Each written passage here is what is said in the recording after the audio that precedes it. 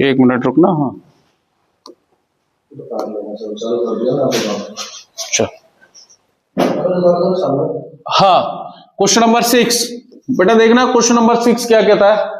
Question number 6 कह रहा है the work done in rotating A dipole of dipole moment P through an angle 180 degree from direction of uniform electric field is. अब यहां पर अपन को dipole moment निकालना है। क्या निकालना है बेटा? Dipole moment. आप जरा देखें, डाइपोल मोमेंट की बात करते हैं तो आप लोगों ने डाइपोल मोमेंट के लिए क्या पढ़ा है? फॉर्मूला पढ़ रखा है, मैंने पढ़ाया है P, यहां पर dipole moment PE sine theta होता है ना बेटा। क्या होता है? PE sine theta. तो dipole moment PE sine theta में आपको क्या करना है? ये क्या कह रहे हैं? एंगल कितना है? 180 डिग्री। तो थीटा जो है वो 180 डिग्री है। अब 180 डिग्री के लिए क्या करेंगे अपन? इसमें पुट ऑफ कर देंगे तो PE और sine 180 degree, dipole moment tau is equal to PE और साइन 180 डिग्री। अच्छा बताओ, साइन 180 डिग्री की वैल्यू कितनी होती है? 0। तो then tau is equal to कितना होगा बेटा? 0 हो जाएगा। कितना हो जाएगा? 0। तो आपको दिख रहा है आंसर कौन सा है? Option D is correct. Clear है? तो ऑप्शन डी इज करेक्ट। यहां पर ऑप्शन डी करेक्ट हो जाएगा बेटा। आप देखो next question.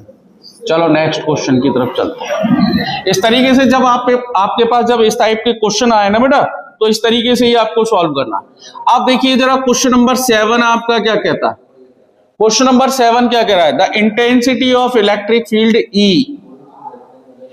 Due to a dipole of dipole moment P at a point a distance R from centre of dipole depend on RS।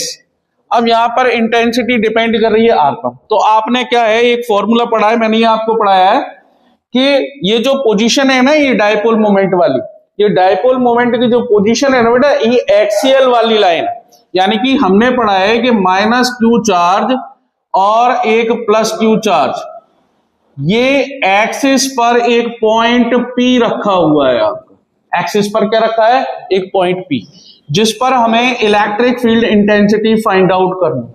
क्या करनी है? Electric field intensity. तो आपने ये डाइपोल लिया है 2A। अब इसके लिए एक डेरिवेशन मैंने आपको निकलवाया था, याद होगा, E जो equal to K 2P upon R3 निकला है। याद आ रहा है? कुछ आ रहा होगा आपको याद। तो अब इसमें देखिए, अब आप देखेंगे तो E जो होगा वो इनवर्सली प्रोपोर्शनल किसके हो जाएगा बेटा? R3 की हो जाएगा। Inversely proportional R3। तो आप देखिए जरा, इसमें ऑप्शन टाइपिंग एरर है, तो आप इसको R3 मिलेगा आपको एक ऑप्शन, उस ऑप्शन पर आप क्या कर दोगे? करेक्ट कर दोगे। तो जो इंटेंसिटी ऑफ इलेक्ट्रिक फील्ड होगी वो ये होगी। क्लियर है? इस टाइप से इस क्वेश्चन को आप सॉल्व कर लोगे। नेक्स्ट क्वेश्चन देखते हैं। चलो नेक्स्ट क्वेश्चन की तरफ चलते हैं बेटा। तो नेक्स्ट क्वेश्चन क्या कहता है? नेक्स्ट क्वेश्चन ये कहता है, नेक्स्ट क्वेश्चन ये कह रहा है बेटा, इसको अरेंज कर दे। चलो ये देखें, नेक्स्ट क्वेश्चन क्या कह रहा है आपका, यहां से इसको इरेज कर दे रहे हैं। चलो नेक्स्ट क्वेश्चन पे चलते हैं। अब आपका जो नेक्स्ट क्वेश्चन है वो है question number 8। The intensity of electric field, ध्यान से समझना, the intensity of electric field inside a charge hollow sphere is, inside a charge hollow sphere. तो आपने देखा है, अगर हम कोई भी एक होलो कंडक्टर लेते हैं, अगर उसके अंदर चार्ज की बात करते हैं तो हमेशा चार्ज क्या होता है? 0 होता है। क्या होता है बेटा? 0। तो अगर हम चार्ज 0 ले रहे हैं तो फॉर्मूला क्या होगा? E जो equal to 1/4 pi epsilon naught Q by R square. अब आप देखिए, अगर हम चार्ज को ही 0 कर देंगे तो इलेक्ट्रिक फील्ड इंटेंसिटी कितनी होगी बेटा? 0 होगी कि नहीं होगी? तो सबसे पहला इसमें ऑप्शन देखो क्या मिल जाएगा आपको। The intensity of electric field inside a charge hollow sphere क्या है, 0। तो option B is correct.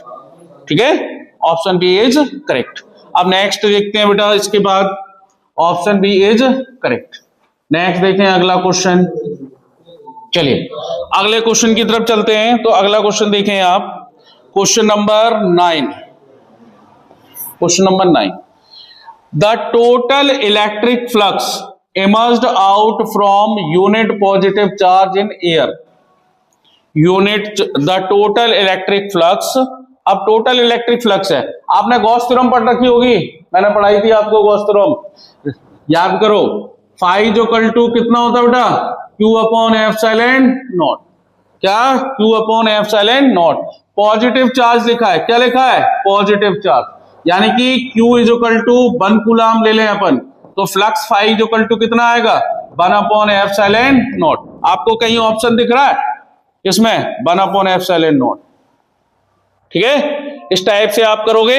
Next question देखो 10, the electric constant of metal. अरे भैया, the electric constant of metal के फॉर मेटल इंफिनिटी, हमेशा बताया था आपको कि जो डाइलेक्ट्रिक कांस्टेंट के की वैल्यू मेटल के लिए कितनी होती है बेटा, इन्फिनिटी होती है। कितनी होती है, इन्फिनिटी। तो यही लगाना है आपको, इन्फिनिटी। क्लियर।